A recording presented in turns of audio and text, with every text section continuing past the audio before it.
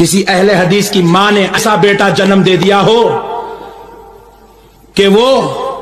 تکبیر تحریمہ سے لے کر سلام پھیرنے تک جتنی نماز پڑھتا ہے 2 رکعت، تکبیر تحریمہ سے لے کے سلام پھیرنے تک کا جو اس کی نماز کا طریقہ یہ جو ڈنگ ڈنگ ڈنگ کرتا، وہ طریقہ بخاری سے لا کے دے دے، میں غلامی کرنے کو تیار ہوں، اللہ کی قسم کھا چکا ہوں۔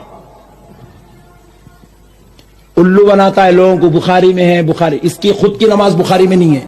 کو طریقہ سکھا رہے عبداللہ ابن عمر صحیح بخاری میں بیان کرتے ہیں،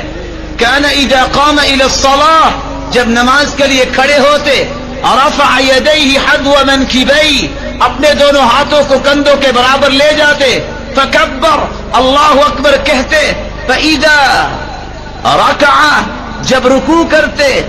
کبر، اللہ اکبر کہتے، رفع یدیہ حذو منکبیہ، اپنے دونوں ہاتھوں کو کندھوں کے برابر لے جاتے، وَإِذَا رَفَعَ رَأْسَهُ مِنَ الرُّكُوعِ، جب اپنے سر مبارک کو رکوع سے اٹھاتے، رَفَعَ يَدَيْهِ حَذْوَ مَنْكِبَيْهِ، اپنے دونوں ہاتھوں کو کندھوں کے برابر لے جاتے، وَفِي رِوَایَةٍ أُخْرَى وَإِذَا قَامَ مِنَ الرَّكْعَتَيْنِ، جب 2 رکعتوں کے بعد تیسری رکعت کے لیے اٹھتے، رَفَعَ يَدَيْهِ حَذْوَ مَنْكِبَيْهِ، اپنے دونوں ہاتھوں کو کندھوں کے برابر لے جاتے، ثُمَّ وَضَعَ،